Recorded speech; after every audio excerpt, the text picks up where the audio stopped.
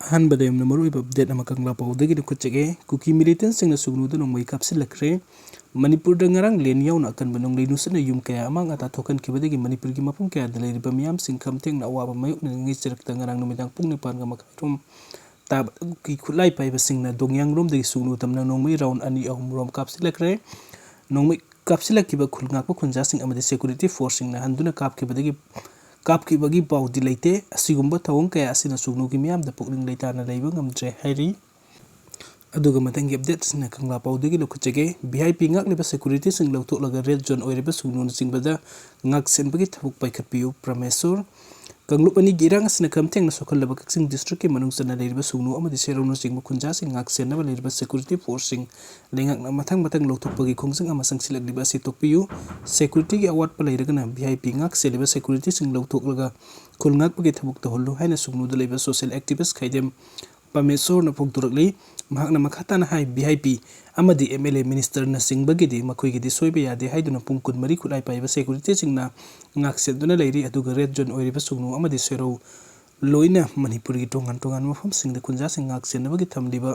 PSF na singba hawjik matang lawthokpa horakli masida kunja sing ngakpi senbinaba leira roidra haibagi awaba ama leire maduna security lawthok piganu lawthok ke haireba VIP sing MLA minister na sing bangak seliba security personnel sing ado lawthok aga khunja sing ngak senbada sin na bana khwaidagi asumba khongthang oigani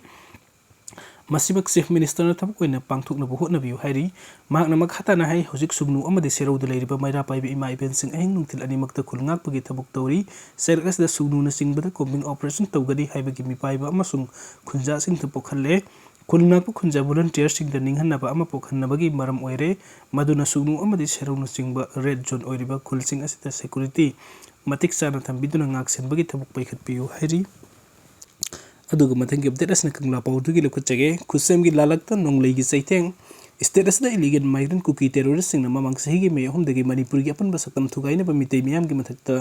khussemgi lan chatharkhibagi misimina mikap mirau khulgi awaba serakta akan ba kha garau nongmai singjang yawba nonglei dungsit ki saitheng mayukna rakhiba asina awabagi mathakta awaba chauna mayukna re ngarang april 5 gi nungthin popopta kangawtana akan balen amasung akha garau yawba nonglei dungsit tinna kupayum sing mahut hutpa amadi yum kaya humdoktuna akai atoi thokan ki batana tana nongthakki nongmai singjang brajna panbadagi miyoi kaya laikan nakhiba asina miyam gi mahausa gi punsida kamthengna awaba mayukna re state asida mamangda muktu thokidrba thawda koina april 5 da thokiban len yawna nonglei nungsit yum lising kaya akai atoi thokan ki basing aduda leifam leitabadagi lekai da leiba community hall amadi khangna sana basingi yumda sangjapam lori basingi awaba ko khanna khudaki oiba thorang oina yum kaya damburna kupsillaga awaba khangna rei nongli luski sakteng phanglaba miyo singna magi area da amadi khoirambal kaithen dagi tin jingkha leinaba dukan singgi mamang da pareng queue lepna bada tin phangdabagi mathakda dukandar singna tin gi mamal khangen hengatna lawbadagi amukke henna awaba mayuknari tin bandal amagi hana piramba mamaligi lupalising amadagi sari panchamapan phawbu khudakta hengatna lawbada thingbina balaitabadagi awaba mayukna li hiramasi matang dalenga ki mari lenibasing nathobo akhanna meeting sangduna miyam gi awaba ko kanna hona famtogi loina nongai nungsit ki saichen nanglaba music gi awaba mateng pangna balenga ki maikai degi khudaki oiba thausil oina chief minister and brena yumsing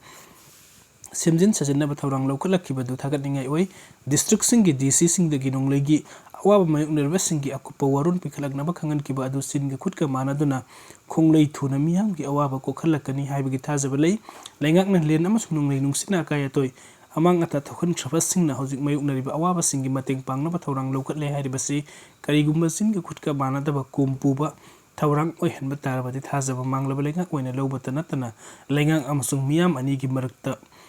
leifam thokpo mari henna lapthok kinabagi maram oirakani phebam asi ohendana balenga ki mekai digi sin gi khutka manaba amadi pandamga panthungphumga samnaba ohennaba angamba thakta hona famtogi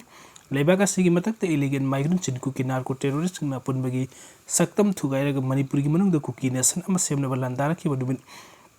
sahumga yankhaiga sahumga humpuga manga helaba fawu waroisin purakpa ngamdana leiri adubu leiga ki mekai digi lan asigi waroisin athubu matamda puraklagani manipur gi apun basaktam karigumba hiram amtada ka heloi haibagi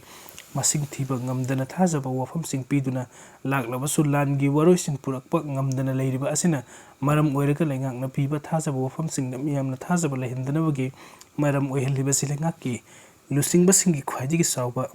ꯂꯩꯕꯛ ꯊꯤꯕꯅꯤ ꯂꯣꯏꯅꯅ ꯃꯤꯌꯥꯝꯅ ꯂꯩꯉꯥꯛꯇ ꯊꯥꯖꯕ ꯊꯝꯕ ꯉꯝꯂꯛꯇꯕ ꯑꯁꯤꯅ ꯃꯔꯝ ꯑꯣꯏꯔꯒ ꯂꯩꯉꯥꯛꯅ ꯃꯤꯌꯥꯝꯅ ꯇꯧꯅꯤꯡꯕ ꯃꯥꯏꯀꯩꯗ ꯃꯅꯤꯡ ꯇꯝꯅꯔꯛꯈꯤꯕꯗꯒꯤ ꯁ꯭ꯇꯦꯠ ꯑꯁꯤ ꯂꯣ ꯂꯩꯇꯕ ꯃꯄꯤ ꯃꯄꯥ ꯄꯥꯟꯗꯕ ꯄꯥꯡꯈꯛꯅꯔꯛꯈꯤꯕꯅꯤ ꯍꯥꯏꯕꯗꯨ ꯂꯩꯉꯥꯛꯅ ꯈꯪꯅ ꯃꯤꯌꯥꯝꯒꯤ ꯑꯅꯤꯡꯕ ꯑꯃꯁꯨꯡ ꯑꯄꯥꯝꯕꯗ ꯁꯤꯟꯊꯥ ꯄꯥꯡꯊꯣꯛꯅꯕ ꯍꯣꯠꯅꯐꯝ ꯊꯣꯛꯏ ꯂꯩꯉꯥꯛ ꯃꯤꯌꯥꯝꯒꯤ ꯊꯥꯖꯕ ꯃꯥꯡꯍꯟꯗꯕ ꯇꯥꯔꯕꯗꯤ ꯂꯩꯉꯥꯛꯅ ꯃꯤꯌꯥꯝꯗ ꯃꯄꯨꯡ ꯐꯥꯕ ꯀꯣꯑꯣꯄꯔꯦꯁꯟ ꯄꯤꯔꯛꯀꯅꯤ ꯍꯥꯏꯕꯗꯨ ꯈꯪꯐꯝ ꯊꯣꯛꯏ ꯂꯩꯉꯥꯛꯅ ꯈꯨꯟꯅꯥꯏꯒꯤ ꯌꯥꯏꯐꯅꯕ ꯂꯧꯈꯠꯄ